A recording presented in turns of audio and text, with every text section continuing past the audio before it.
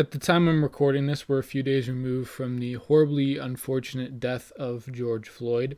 And over the past few days, there have been many protests around the country, not just in Minneapolis, and unfortunately, many of them turning violent.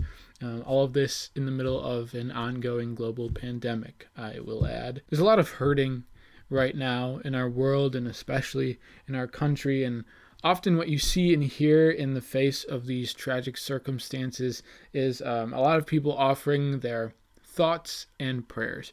And this almost always receives backlash along the lines of something like, what good are your thoughts and prayers? Why don't you actually do something? As if the thoughts and prayers is just a phrase that people can throw out to make it look like they care. But I think legitimate thoughts and prayers are exactly what is needed, maybe the most right now, and I want to talk about that in this video. A few Bible passages I want to share, the first of which from Matthew chapter 7. It reads, "Why do you notice the splinter in your brother's eye, but do not perceive the wooden beam in your own eye? How can you say to your brother, 'Let me remove the splinter from your eye,' while the wooden beam is in your own? Remove the wooden beam from your eye first, then you will see clearly to remove the splinter from your brother's eye." The second one is from the Gospel of John, chapter 8, and it goes, "The scribes and the Pharisees brought a woman who had been caught in adultery and made her stand in the middle. They said to him, 'Teacher, this woman was caught in the very act of committing adultery. Now in the law, Moses commanded us to stone such women, so what do you say?' Jesus bent down and began to write in the ground with his finger. But when they continued asking him, he straightened up and said to them, 'Let the one among you who is without sin to be the first to throw a stone.'" The message that I get from reading these passages, and one that I think is so necessary right now, is that not one of us is perfect.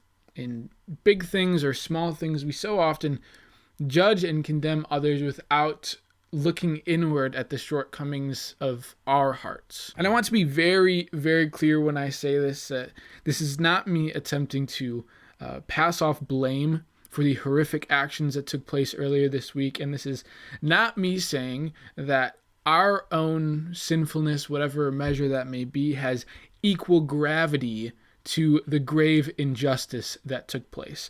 There is and has been an undeniable lack of respect for human dignity in this country, not only earlier this week, but consistently shown in our country's history. But I am saying every one of us has some sort of shortcoming, some measure of hate or prejudice or disrespect in our hearts, some interior sin that we struggle with.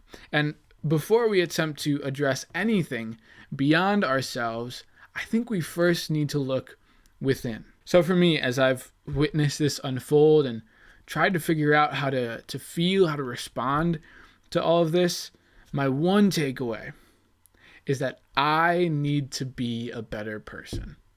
I need to take a step back and address what is within me that I may not have recognized before or may have chosen not to recognize before, where I have fallen short in love, respect, peace for the people around me, because making the world a better place can and should begin simply with me being a better person. And for that reason, I need to pray. Not just for the situation out there, for the violence, the anger, the hate, the health and safety of everyone across the country, but I think first and foremost to pray, Lord, make my heart like yours. Help me to acknowledge where I've fallen short and help me to be better and to love my neighbor as I ought.